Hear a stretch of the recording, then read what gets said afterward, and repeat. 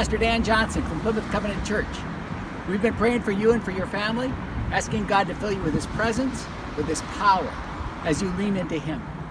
Today is Palm Sunday, a very special day in the church calendar. If you think back to the Gospels, the Gospel writers tell us about Jesus' triumphal entry into Jerusalem. Just imagine with me for a moment if Jesus entered into Plymouth. We're standing right here on the parade route in the Plymouth Center, where Jesus, if He would show up in this place and have His triumphal entry, it would be right here by Lifetime, through Hildy Park. I imagine it would be quite different if Jesus came today. Probably instead of palm branches, we'd use evergreen branches. They're all around. We'd probably lift them up, celebrate who Jesus is. We'd probably use Twins jackets and Viking jackets and lay them down before Him. I can imagine Jesus riding in on a little bike, on a small little bike that He's pedaling along, and people crying out, "Hosanna, Hosanna!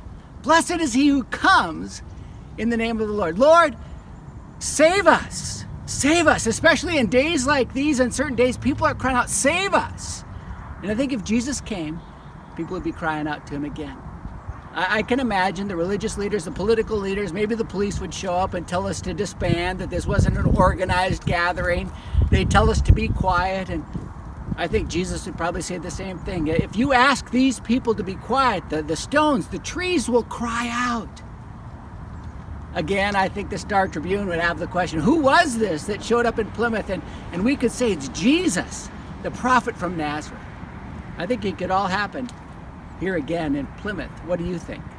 If you remember the story, the part that I talked about in my sermon this weekend is where Jesus, as He entered the city of Jerusalem, as He looked over it, He began to weep. He began to weep.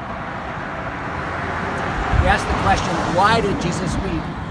They wept because the people didn't recognize Him. They didn't accept the peace that He offered them.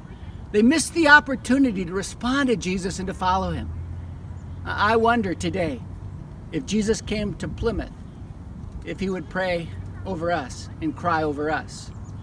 Would He? I believe so. The weeping and the wailing that they saw on that first Palm Sunday would happen here in Plymouth or in Maple Grove or Wayzata or Medina or New Hope or Minneapolis, St. Paul. Jesus recognizes that He has come to us as well, and we've not received Him. The question I would ask, have you received Him? During these times that you're struggling on this Palm Sunday, can you honestly say that you've invited Him into your life, your home? Have you experienced His peace and His power? That's our prayer on this Palm Sunday, that you might turn to Him. Allow Him to make a difference in your life.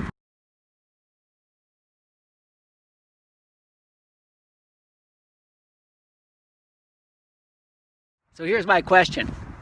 If Jesus came to Plymouth today, would He weep over us, the 70,000 people? Would Jesus weep today? Would He weep over Maple Grove, over Wayzata, over New Hope, over Medina?